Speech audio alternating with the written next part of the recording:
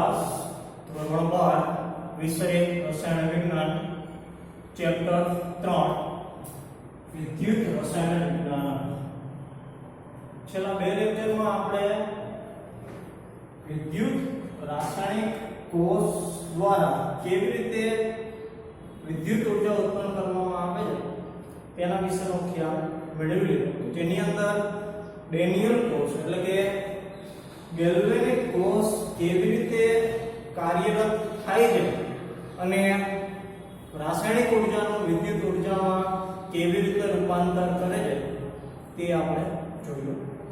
હવે કોઈ પણ ધારો કે બે અર્ધકોષ આપેલા હોય તો બંને અર્ધકોષનો જે કોષ પોટેન્શિયલ તમારે જાણવું હોય તો કોષ પોટેન્શિયલ જાણવા માટેની જે પદ્ધતિ છે તે ટોપિક હવે આપણે જોવાનું છે.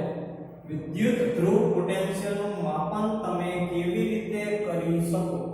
જેમ કે ડેનિયલ કોષમાં તમને કીધેલું હતું કે ડેનિયલ કોષ વધુમાં વધુ 1.1 વોલ્ટ જેટલો EMF ઇલેક્ટ્રોમોટિવ ફોર્સ ઉત્પન્ન કરી શકે છે.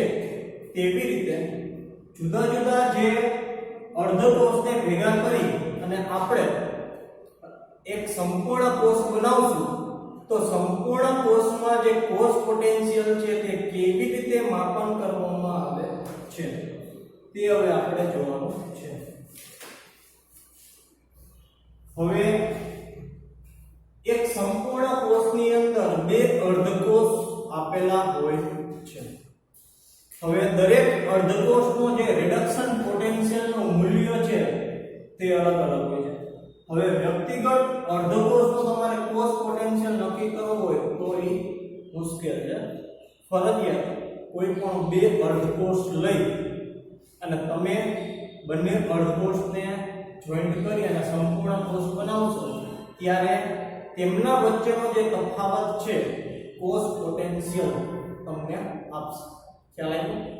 જે મેથડ આપણે જોઈ હતી કે કોષ પોટેન્શિયલ E સેલ બરાબર E right minus E left, એટલે કે જે સૂત્ર આપણે જોયું હતું તેનો ઉપયોગ કરી અને આપણે જે તે કોષનો કોષ પોટેન્શિયલ મેળવતા હતા. પરંતુ તમારે હવે કોઈ પણ અર્ધકોષનો જ્યારે કોષ પોટેન્શિયલ મેળવવો હોય ત્યારે ફરજિયાત તમારી પાસે જે બીજો અર્ધકોષ હશે તેનો રિડક્શન પોટેન્શિયલ મૂલ્ય 0 હોવું જોઈએ. જો બીજા અર્ધકોષમાં રિડક્શન પોટેન્શિયલ મૂલ્ય 0 હશે તો તમે જે બીજો અર્ધકોષ છે તે પ્રમાણિત અર્ધકોષના સંદર્ભમાં તેનું કોષ પોટેન્શિયલ શોધી શકશો. બરાબર? તો અહીંયા જેનું રિડક્શન પોટેન્શિયલ મૂલ્ય 0 છે અને સ્વીકારવામાં આવેલું છે તેવો અર્ધકોષ એટલે પ્રમાણિત કરેલો હાઇડ્રોજન વિદ્યુત ધ્રુવ.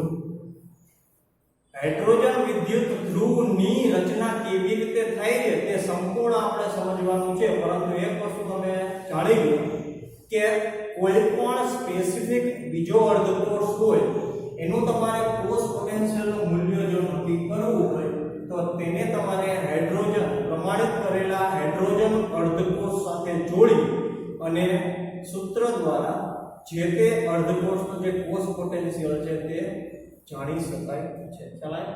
તો હવે સૌપ્રથમ આપણે જે પ્રમાણિત કરેલો હાઇડ્રોજન વિદ્યુત ધ્રુવ છે જે હકીકતમાં જેનું મૂલ્ય 0 વોલ્ટ સ્વીકારવામાં આવેલું છે તેની કાર્યરચના સૌપ્રથમ આપણે જોવી. તો આ જે આકૃતિ છે એ આકૃતિમાં આ બીકર છે.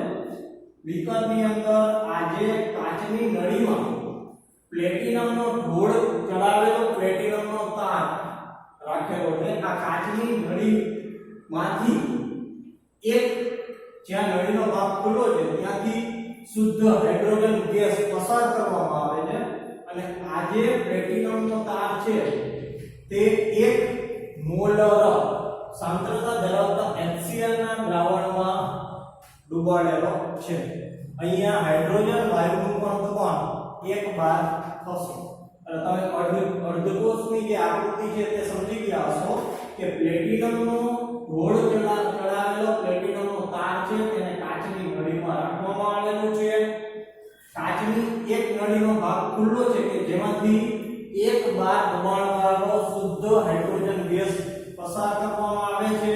અને આ જે પ્લેટિનમના તાર છે એને 1 મોલર સાંદ્રતા ધરાવતા હાઇડ્રોજન ક્લોરાઇડના દ્રાવણમાં ડુબાડેલો છે. આ થઈ ગઈ પ્રમાણિત હાઇડ્રોજન વિદ્યુત ધ્રુવ.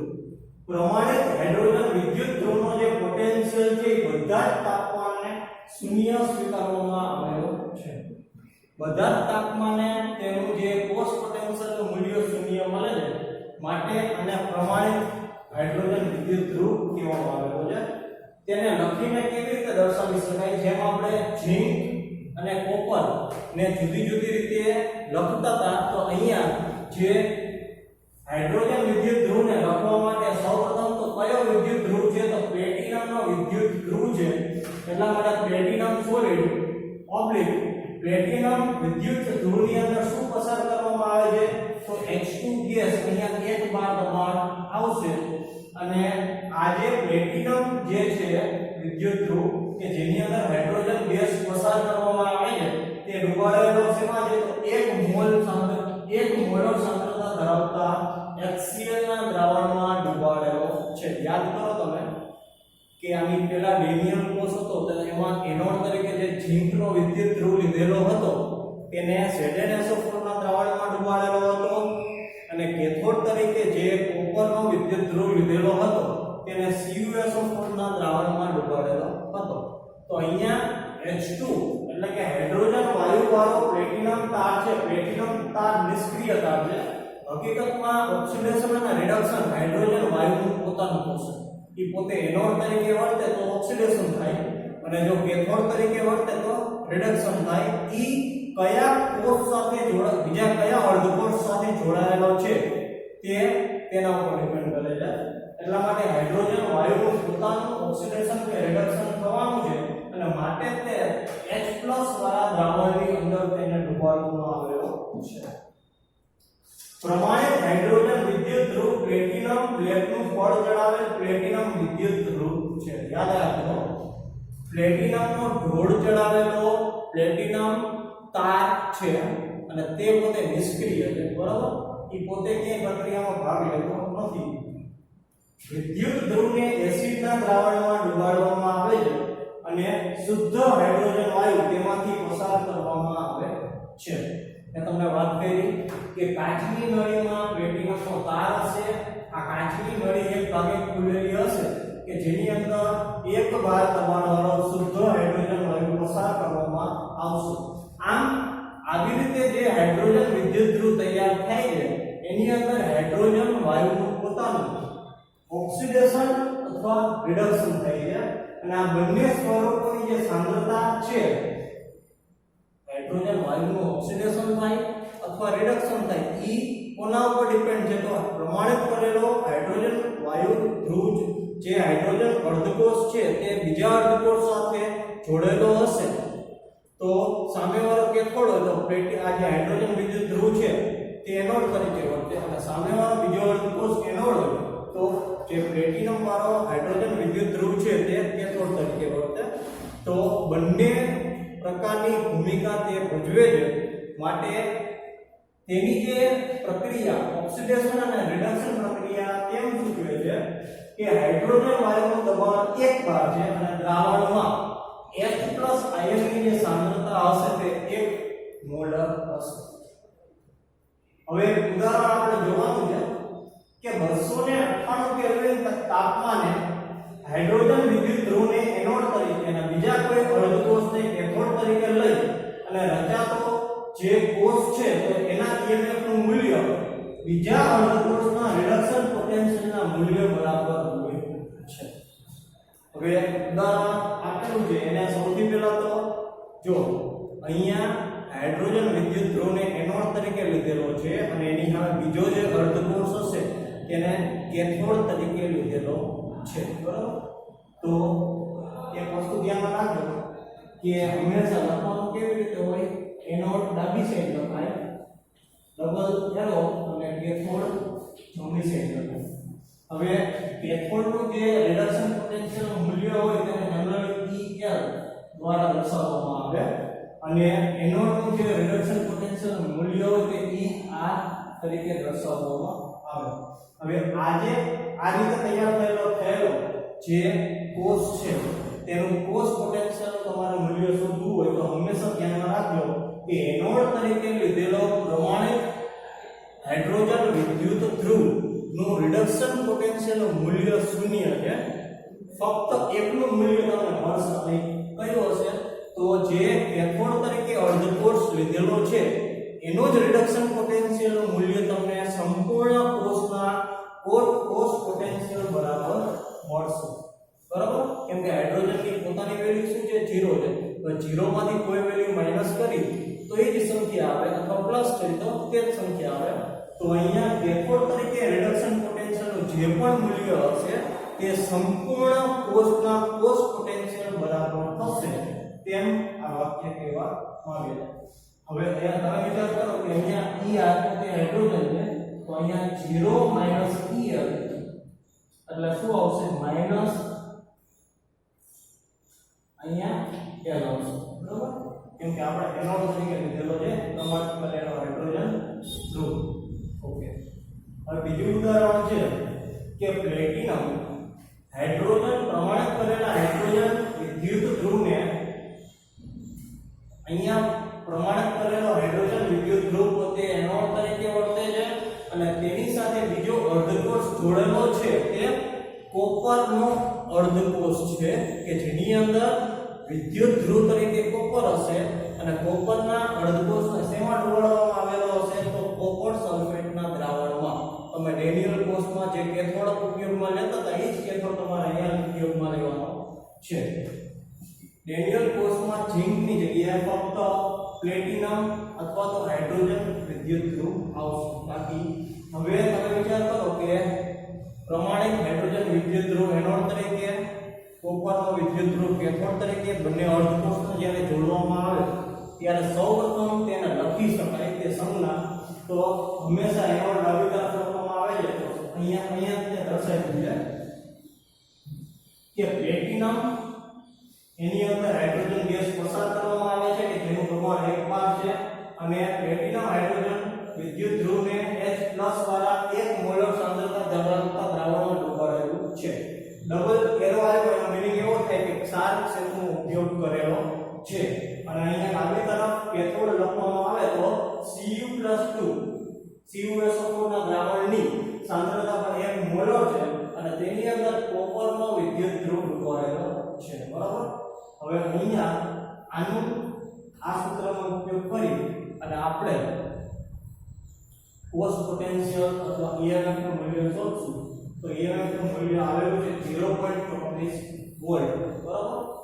તો અહીંયા જે તમને બધાને ખબર છે એનોડ ઉપર ઓક્સિડેશન પ્રક્રિયા થાય, હાઇડ્રોજન પોતે પોતાની બાહ્યતમ કક્ષામાંથી 2 ઇલેક્ટ્રોન ગુમાવી અને H+ આયનમાં રૂપાંતરિત થશે કે જે ઓક્સિડેશન પ્રક્રિયા છે અને હાઇડ્રોજન દ્વારા ગુમાવેલા જે 2 ઇલેક્ટ્રોન છે તે Cu+2 2 ઇલેક્ટ્રોન મેળવીને Cu સોલિડ માં રૂપાંતરિત થશે. એટલે કેથોડ ઉપર Cu સોલિડ જમા થશે અને કેથોડ પર થતી જે પ્રક્રિયા છે તે રિડક્શન પ્રક્રિયા છે. કેમ કે હાઇડ્રોજન દ્વારા ગુમાવેલા જે 2 ઇલેક્ટ્રોન છે તે કોપર પોતે મેળવે છે. ખ્યાલ આવ્યો? એટલે આવી રીતે હાઇડ્રોજન વિદ્યુત ધ્રુવને કોપરના વિદ્યુત ધ્રુવ સાથે જોડી અને તેનો કોષ પોટેન્શિયલ જોડેલો છે કે જે કોપરના રિડક્શન પોટેન્શિયલના મૂલ્ય બરાબર જ થાય છે પરંતુ સાઈન 0 છે. આ ઉપરાંત બીજું એક ઉદાહરણ છે ફરીવાર પ્લેટિનમ જે પ્રમાણિત કરેલા હાઇડ્રોજન વિદ્યુત ધ્રુવ છે તેને એનોડ તરીકે લીધેલું છે અને ઝિંકના સળિયાને કેથોડ તરીકે લીધેલું છે. હું તમને સમજાવું. પ્લેટિનમનો સળિયો H2 ગેસ કે જેની 1 બાર દબાણે વાયુ પસાર કરવામાં આવે છે તેને H+ 1 મોલર સાંદ્રતા ધરાવતા દ્રાવણમાં ડૂબાડવામાં આવેલું છે. અહીંયા ડબલ એરોનો મીનિંગ એવો છે કે ક્ષાર ક્ષેત્રનો ઉપયોગ કરેલો છે. આ ઉપરાંત Zn+2 એટલે કે ZnSO4 નું દ્રાવણ કે જેની સાંદ્રતા 1 મોલર છે એની અંદર ઝિંકનો સળિયો ડૂબાડેલો છે. હવે આજે આખો કોષ તૈયાર થયો તેનું પણ જે EMF અથવા જે કોષ પોટેન્શિયલ નું મૂલ્ય છે તે -0.76 વોલ્ટ છે. અહીંયા પણ હાઇડ્રોજન વિદ્યુત ધ્રુવ પોતે ઓક્સિડેશન પ્રક્રિયા પામે છે, એનોડ તરીકે વર્તે છે. એટલે ઓક્સિડેશન પ્રક્રિયા થશે, હાઇડ્રોજન પોતે પોતાની બાહ્ય કક્ષામાંથી 2 ઇલેક્ટ્રોન ગુમાવશે, H2 અણુ પોતે 2 ઇલેક્ટ્રોન ગુમાવશે. તે 2 ઇલેક્ટ્રોન Zn+2 દ્વારા મેળવી અને ઝિંક સોલિડમાં રૂપાંતરિત થશે. અને આ ઝિંક સોલિડ જમા ક્યાં થશે? તો ઝિંકના વિદ્યુત ધ્રુવ ઉપર. ખ્યાલ આવ્યો? તો આવી રીતે તમે બે અલગ અલગ જે અર્ધકોષ હોય એમાં કોઈ પણ એક સ્પેસિફિક અર્ધકોષનો રિડક્શન પોટેન્શિયલનું મૂલ્ય તમારે શોધવું હોય તો ફરજિયાત પ્રમાણિત કરેલા હાઇડ્રોજન વિદ્યુત ધ્રુવ સાથે તેને જોડી અને આપેલા જે કોષ પોટેન્શિયલનું મૂલ્ય શોધી શકાય છે. બરાબર? કેટલીક વખત પ્લેટિનમ અને ગોલ્ડ જેવી ધાતુઓ નિષ્ક્રિય વિદ્યુત ધ્રુવ તરીકે ઉપયોગમાં લેવામાં આવે છે. ધ્યાનમાં રાખજો. હવે ઝિંક અને કોપર છે ને તે સક્રિય ધાતુ છે. ઝિંક અને કોપર વિદ્યુત ધ્રુવ તરીકે લેશું તો ઝિંક વિદ્યુત ધ્રુવ તરીકે લીધો. આપણે ડેનિયલ કોર્સમાં જોયું કે વજન કરેલી પટ્ટી ઝિંકની લેશું ને તો ઝિંકની પટ્ટીનું ના વજનમાં ઘટાડો થશે. સામે કોપરનો સળિયો કેથોડ તરીકે લીધેલો છે તો વજન કરેલી પટ્ટી જે કોપરની હતી તો પ્રક્રિયા પછી એના વજનમાં વધારો ત્યારે જોવા મળશે. એટલે કે વિદ્યુત ધ્રુવ જે ધાતુના બનેલા હોય તે સક્રિય હોય અને આ સક્રિય જે વિદ્યુત ધ્રુવ હોય તે પોતે પ્રક્રિયામાં ભાગ લે. જ્યારે અમુક રાસાયણિક પ્રક્રિયાની અંદર નિષ્ક્રિય વિદ્યુત ધ્રુવનો પણ ઉપયોગ કરવામાં આવે છે. હવે તમને એવું કહેશું કે નિષ્ક્રિય વિદ્યુત ધ્રુવ એટલે શું? તો નિષ્ક્રિય વિદ્યુત ધ્રુવ તરીકે આપણે ગોલ્ડ અને પ્લેટિનમ વિદ્યુત ધ્રુવનો ઉપયોગ કરીએ છીએ. આ વિદ્યુત ધ્રુવ પોતે પ્રક્રિયામાં ભાગ લેતા નથી, પરંતુ પોતાની સપાટી જે હોય તે ઓક્સિડેશન અને રિડક્શન પ્રક્રિયા થવા માટે પોતાની સપાટી પૂરી પાડે, પણ પોતે કે ભાગ લે નહીં. કહેવાનો મતલબ કે ગોલ્ડની તમે પટ્ટી લીધી વિદ્યુત ધ્રુવ તરીકે તો વજન કરેલી પટ્ટી તમે લેશો અને આખું રિએક્શન પૂરું થઈ જશે પછી ફરી પાછું તમે એનું વજન કરશો તો જેટલું વજન પહેલા લે હતું એટલું જ પછી હશે. એ પોતે કે વપરાશે ને, પરંતુ પોતાની જે સપાટી છે તે ઓક્સિડેશન અને રિડક્શન પ્રક્રિયા થવા માટે શું કરશે? તો આપશે. તો આ પ્રકારના પોતાની સપાટી ફક્ત આપે તે પ્રકારના વિદ્યુત ધ્રુવને નિષ્ક્રિય વિદ્યુત ધ્રુવ તરીકે ઓળખવામાં આવે છે. આપણે અત્યારે ખાલી હાઇડ્રોજનની વાત કરી તો હાઇડ્રોજન સિવાયના પણ ઘણા એવા વાયુઓ છે કે જેનો આપણે પ્રમાણિત હાઇડ્રોજન વિદ્યુત ધ્રુવ તરીકે ઉપયોગ કરી શકીએ છીએ. કેમ કે પ્રમાણિત વિદ્યુત ધ્રુવ પોટેન્શિયલ ઘણા અગત્યના છે. આપણે તેમાંથી ઘણા બધા ઉપયોગી જે માહિતી છે એનો નિષ્કર્ષ મેળવી શકીએ છીએ. કેટલીક પસંદ કરેલી અર્ધકોષ પ્રમાણિત કરેલા વિદ્યુત પોટેન્શિયલ સાથે તમને પેજ નંબર 71 ઉપર આપેલા છે. બરાબર? જુદા જુદા વિદ્યુત ધ્રુવ અને તેના કોષ રિડક્શન પોટેન્શિયલના મૂલ્ય પેજ નંબર 71 ઉપર આપેલા છે. તમારે દરેકે પેજ નંબર 71 જોવાનું છે. બરાબર? એમાં ઝિંકનું કેટલું છે, કોપરનું કેટલું છે, હાઇડ્રોજનનું કેટલું છે એ દરેકે દરેક જોવાનું છે. હવે હાઇડ્રોજન સ્પીસીસના રિડક્શન પામેલા કરતા વધારે જો વિદ્યુત ધ્રુવ પોટેન્શિયલ હોય તો તે પોતે ઋણ હોય. આમાં હાઇડ્રોજન કરતા પણ વધારે સ્થાયી કોઈ હોય ને તો તે ફ્લોરિન છે. ફ્લોરિનનો પ્રમાણિત કરેલો વિદ્યુત ધ્રુવ પોટેન્શિયલ સૌથી ઊંચો છે કે જે સૂચવે છે કે ફ્લોરિન વાયુ પ્રબળ ઓક્સિડેશન કરતા છે અને ફ્લોરાઇડ આયન સાથે સૌથી નિર્મળ રિડક્શન કરતા છે. એની સામે જો લિથિયમનું તમે રિડક્શન પોટેન્શિયલ કોષ્ટકનો એકવાર અભ્યાસ કરશો તેમાં લિથિયમ પણ તમને ક્યાં દેખાશે તો લિથિયમનું રિડક્શન પોટેન્શિયલ મૂલ્ય તમે જોશો તો સૌથી ઓછો વિદ્યુત ધ્રુવ પોટેન્શિયલ લિથિયમનો છે. એ એવું સૂચવે કે લિથિયમ પોતે સૌથી નિર્બળ ઓક્સિડેશન કરતા જ્યારે લિથિયમ ધાતુ જલીય દ્રાવણમાં સૌથી વધુ શક્તિશાળી રિડક્શન કરતા છે. એટલે આવી રીતે કોષ્ટકનો ઉપયોગ કરી જુદા જુદા અર્ધકોષને ભેગા કરી જ્યારે સંપૂર્ણ કોષ બનાવવામાં આવે અને કોષ પોટેન્શિયલનું મૂલ્ય તમારે શોધવું હોય તો આ સૂત્રનો ઉપયોગ કરી અને તમે કોસ પોટેન્શિયલનું મૂલ્ય શોધી શકો છો. ખ્યાલ આવ્યો? એટલે હવે પેજ નંબર 71 ઉપર આપેલો છે વિદ્યુત રિડક્શન પોટેન્શિયલ ના મૂલ્યવાળો કોઠો છે કે જેમાં જુદા જુદા ધાતુ માટે સક્રિય વિદ્યુત ધ્રુવ, નિષ્ક્રિય વિદ્યુત ધ્રુવ બધાના રિડક્શન પોટેન્શિયલના મૂલ્ય આપેલા છે. એકવાર તમે જોશો એટલે ખ્યાલ આવી જશે. ઓકે, અને પછીનો ટોપિક છે એ આપણે પછીના લેક્ચરમાં લેશું. Thank you.